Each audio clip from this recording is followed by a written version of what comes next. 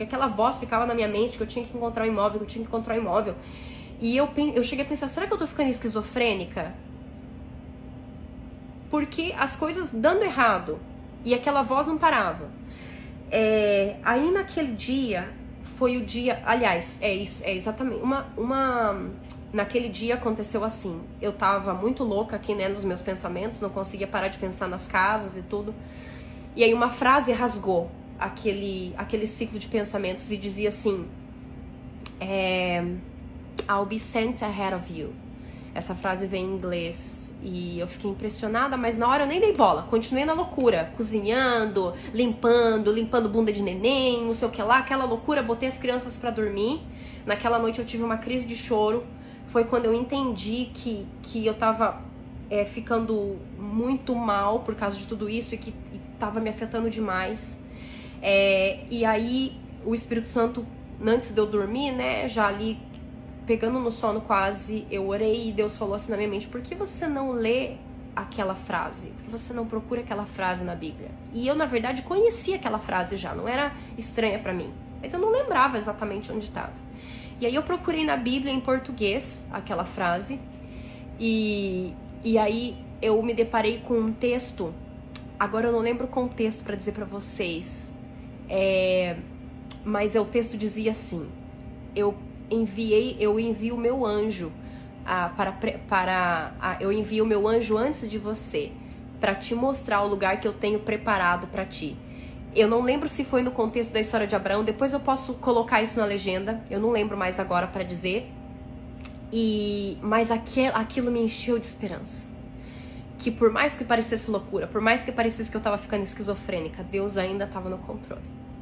Porque aquilo só podia ter sido dele, de rasgar os meus pensamentos com aquela frase, e de depois retomar aquela frase naquele momento com aquela promessa tão linda. E eu contei aquilo pro meu marido, não serviu de conforto para ele, continuamos nesse processo, ele cada vez mais obstinado em desistir. Passou mais uma semana, a gente deu com os burros na água, né, não achávamos nada, e aí de repente apareceu esse imóvel lá, que a gente comprou.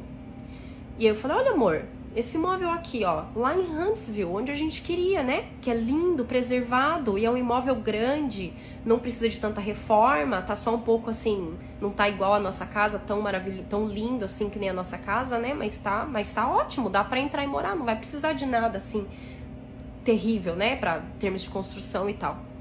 Se a gente não tiver nenhum dinheiro para reforma, que era o mais provável, né, por causa dos preços aqui na região que a gente estava vendendo e o preço lá que era mais caro, a gente não ia ter dinheiro nenhum para reforma, porque lá ia ser $200 mil a mais do que o preço que a gente imaginou que a gente venderia aqui.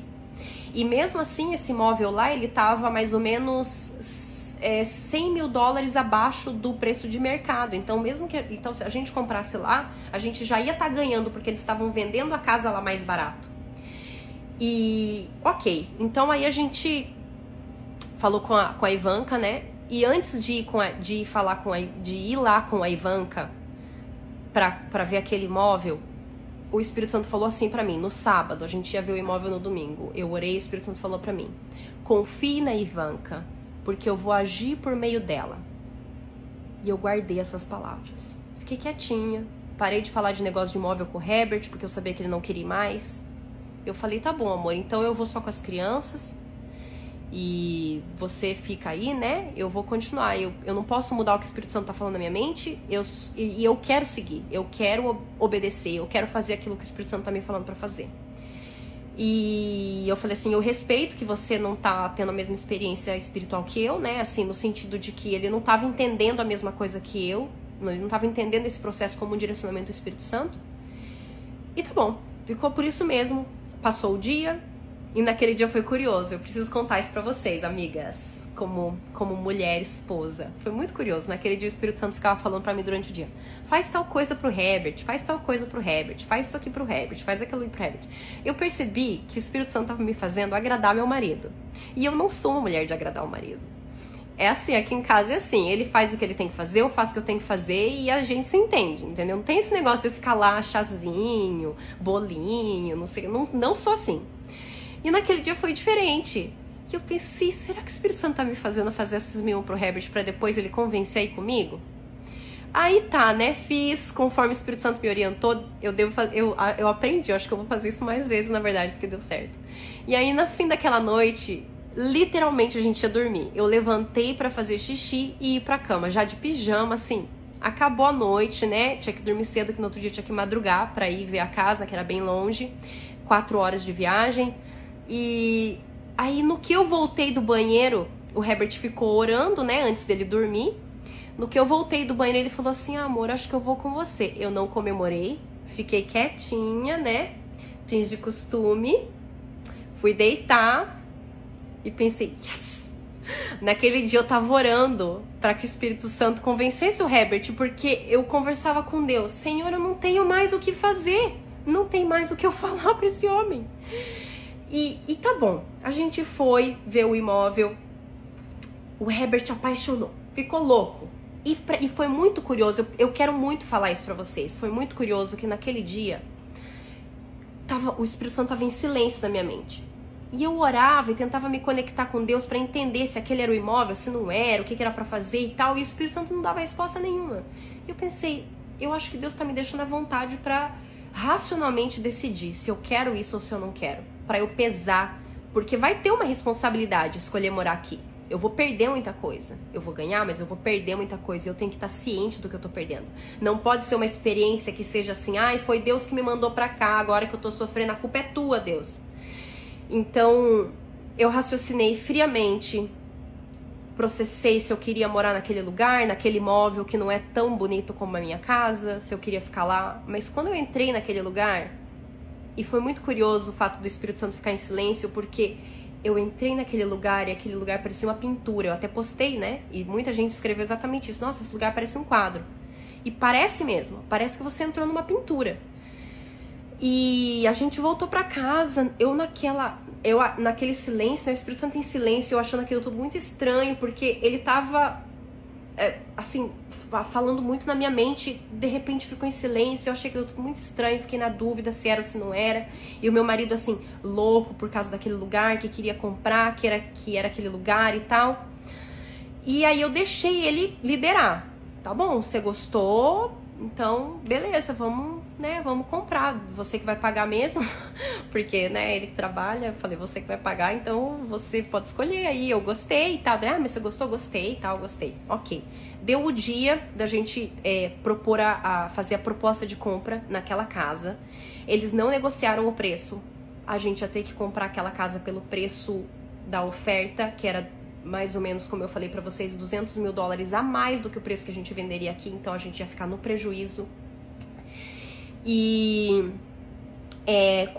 também, assim, como foi isso tudo, tinha 20 dias do dia que a gente foi acampar.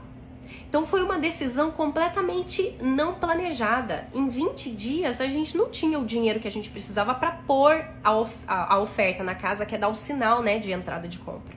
Daí depois, se você pagaria com a venda da casa aqui, mas assim, de pronto a gente não tinha aquele dinheiro para arrancar, como diz meu marido, arrancar da cueca. E aí a gente pensou, bom, de repente a gente consegue uma linha de crédito no banco pra segurar 20 dias pra gente vender a nossa casa aqui. E aí ele foi no banco e o banco negou, porque depois do Covid muita coisa mudou e eles não queriam fazer linha de crédito mais pra essa finalidade.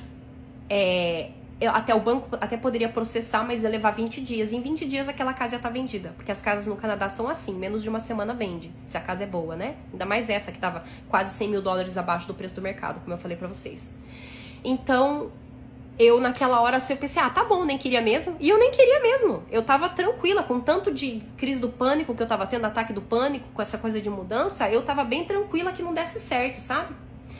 E aí, naquela hora, eu tinha escrito uma mensagem para pedir desculpa para nossa corretora, né? Falando assim, olha, infelizmente vamos ter que esperar até o ano que vem pra gente conseguir juntar o valor do dinheiro, né? Pra poder dar a oferta, a proposta de compra, porque o banco não vai liberar e a gente não vai vender aqui sem ter um lugar fixo, porque vai que a gente vendia, que a gente pensou nisso. Mas vai que a gente vendia aqui e não achava um imóvel para comprar, daí a gente ia ficar na rua e o dinheiro desvalorizando. Então, na hora que eu ia mandar a mensagem pra ela, já tava tudo escrito, ela me mandou assim, fala pro Herbert me ligar. E aí o Herbert ligou pra ela e ela ofereceu dinheiro pro Herbert. E aí isso deve ser uma pegadinha. O que interesse que ela tem que a gente compre esse imóvel? Né? Será que... Aquilo pra mim foi muito estranho. Aí eu falei, me dá 30 minutos pra pensar. E naqueles 30 minutos eu pensando, não, mas não era assim que eu queria que fosse. Eu queria que o banco tivesse aprovado. Tá tudo muito estranho isso. O Espírito Santo não fala comigo, eu não tô entendendo mais nada. Aí na hora, eu lembrei da frase que Deus me disse domingo. Confie na Ivanka, eu vou agir por meio dela. Aí eu lembrei, opa, é o agir de Deus. Não tá vindo dinheiro de lugar nenhum, não tem como a gente comprar, mas veio o dinheiro dela, então a gente pode comprar. Mas naquela insegurança, porque se ela empresta o dinheiro, depois a gente não vende aqui. Já pensou que situação? E aí eu mandei mensagem e falei, tá bom, e quanto de juro você quer cobrar por esse empréstimo, né, e tal? E ela assim, deixou na camaradagem, não cobrou juro nenhum. Falou assim, não,